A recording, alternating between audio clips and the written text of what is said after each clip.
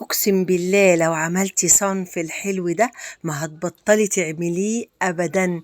تحفة تحفة تحفة يا جماعة. دي البطاطا بالكريمة. لو عايزين الطريقة ادخلوا عندي على القناة هتشوفوا الطريقة. احلى بطاطا بالكريمة في الفرن، جميلة ورائعة. جربوها هتعجبكم قوي، وهتدعولي وهتعملوا لي لايك وهتشتركوا في القناة. يلا قومي جربيها يا ست البيت يا جميلة.